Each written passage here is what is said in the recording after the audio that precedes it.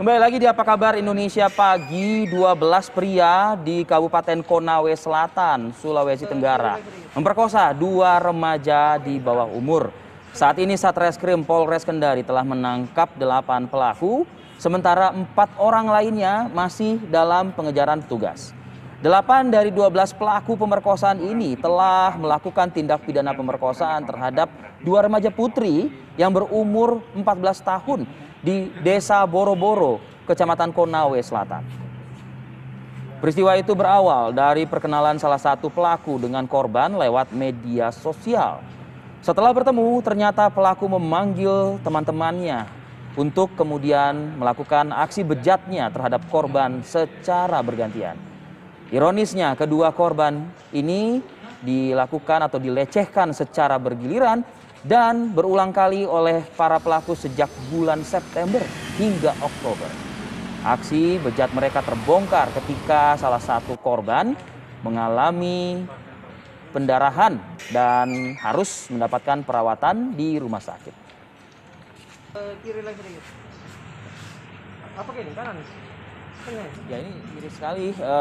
Kalau misalnya kita melihat dari kasus ini, berangkat dari kasus ini, Ken, lagi-lagi masih saja ulah bejat pelaku ini dilakukan dengan ragam modus ya. Betul. Apalagi kalau sudah berbau atau menyangkut media sosial. Itu yang perlu hati-hati, artinya perlu sebuah pengetahuan dan juga kebijaksanaan. Kita hidup di era sekarang, era perubahan yang luar biasa. Digitalisasi ini memberikan kesempatan sekaligus tantangan. Akan hal seperti ini juga yang menjadi salah satu kita bisa bilang ancaman yang perlu untuk diwaspadai. Nah, boleh bermedsos, boleh bergadget, boleh bergawai. Betul. Tapi mungkin bagi yang mereka yang belum terlalu bisa dipercaya penuh menggunakan gawai ini, mungkin perlu mendapat pendampingan tetap dari orang terdekat, dari lingkungan terdekat. Dalam hal ini mungkin entah itu kakak ataupun juga orang tua.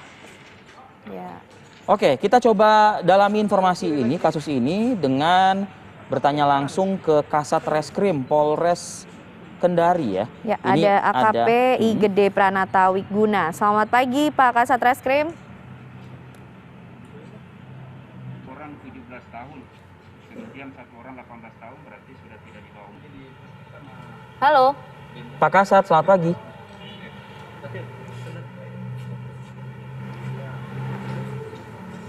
Baik.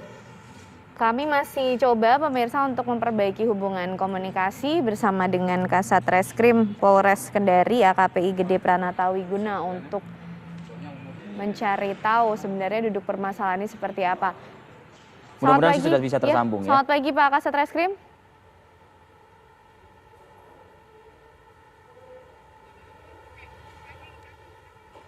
Oke, baik. Kita kalau gitu tinggalkan ya informasi ini. Sayang sekali kita sulit untuk berkomunikasi ya dengan Kasat Reskrim ini.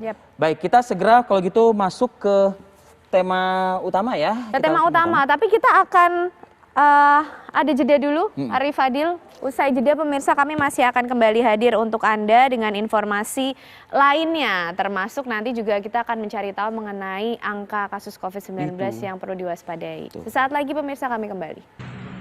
Ya pemirsa, kita review kembali informasi sebelumnya. Ini ada 12 pria di Kabupaten Konawe Selatan ya, di Sulawesi Tenggara yang harus berurusan dengan pihak kepolisian. Tapi diketahui ini baru 8 ya yang dari berhasil 12. diamankan. Dari 12, sedangkan 4 pelaku lainnya masih terus diburu oleh petugas. Ke-8 atau ke-12 yang melakukan aksi bejat ini memang diketahui melakukan pelecehan seksual atau mencabuli 2 remaja putri masih di bawah umur dengan modus berkenalan di sosial media.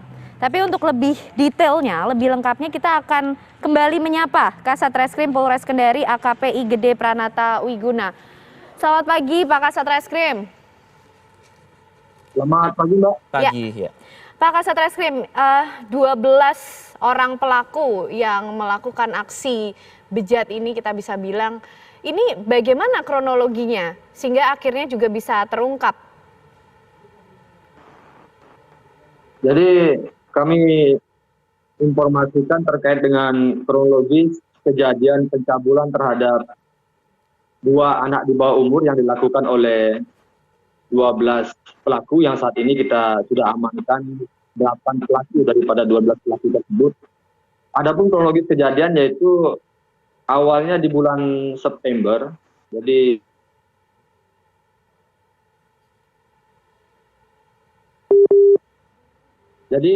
korban dan para pelaku berkenalan melalui media sosial Facebook.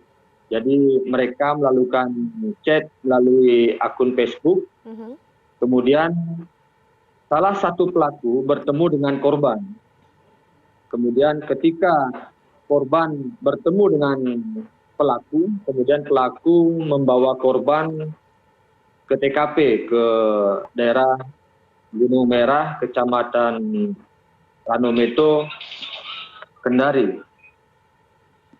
Jadi setelah berada di TKP, kemudian korban disetubuhi oleh pelaku. Setelah korban disetubuhi oleh para pelaku, kemudian pelaku menghubungi dengan teman-teman lainnya.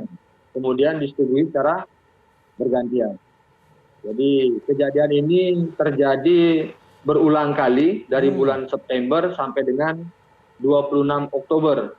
Pak Kasat. Jadi keluarga korban melaporkan, ya Pak? Ya, Pak, adakah bentuk ancaman, intimidasi, Pak Kasat, yang dilakukan oleh para pelaku kepada korban? Mengingat sepanjang September ya sampai Oktober. Ini bisa kembali terulang peristiwa ini. Ya, jadi para pelaku hanya menakuti korban supaya tidak melaporkan kejadian tersebut atau menceritakan kepada siapapun terkait dengan kejadian tersebut.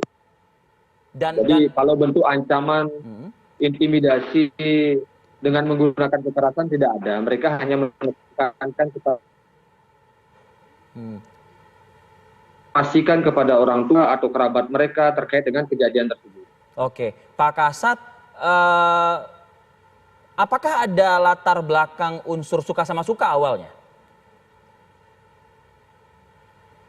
Bisa diulangi Pak, kurang jelas suaranya. Ya, ada unsur suka sama suka kah pada awalnya? Jadi kalau dikatakan unsur suka sama suka, yang tadi kami sampaikan kronologis, mereka berkenalan melalui media sosial Facebook, kemudian mereka bertemu, ketika bertemu dibawa ke salah satu tempat di Desa Boro-Boro, Kecamatan Ranometo, Kabupaten Konsel, kemudian mereka disetubuhi oleh pelaku. Setelah disetubuhi, kemudian pelaku menghubungi teman-teman yang lain, kemudian mereka disetubuhi secara bergantian. Kalau dikatakan suka sama suka, sampai sejauh ini tidak ada keterangan menyampaikan bahwa antara korban dengan pelaku ini ada hubungan asmara ataupun atas unsur suka sama suka. Oke. Lalu progres perkembangan pencarian dari 4 orang lainnya, Pak? Iya. Seperti apa? Jadi sampai sejauh ini kita masih melakukan pencarian terhadap 4 pelaku lainnya. Kami sudah mendatangi tempat-tempat nongkrong daripada orang, kita masih lakukan pencarian. Latar belakang ke-12 orang ini apa sehari-harinya, Pak Kasat? Jadi kalau terkait dengan para pelaku, 7 pelaku jadi masih tidak ada pekerjaan, 1 pelaku masih pelajar, jadi masih pelaku anak 1 orang. Kondisi dari kedua orang korban saat ini seperti apa, Pak Kasat? Jadi kondisi korban saat ini sedang 1 orang masih dalam proses penyembuhan, Mbak, karena mengalami lecet di bagian alat vital korban. Oke. Sementara yang satunya satu lagi? Bagaimana dengan dampak psikologis kah? Yang satu lagi ya dari perawatan di rumah sedang mengalami ya sedikit trauma lah akibat kejadian ini. Baik. Dan sudahkah juga diberikan pemulihan psikologis melalui pihak-pihak tertentu? Jadi kami sudah berkoordinasi dengan dinas sosial, dengan psikolog juga kita untuk melakukan pendampingan, kemudian memberikan bantuan pemulihan supaya korban tidak mengalami trauma yang berkelanjutan. Pak Kasat, ancaman hukuman Pak yang akan diterapkan?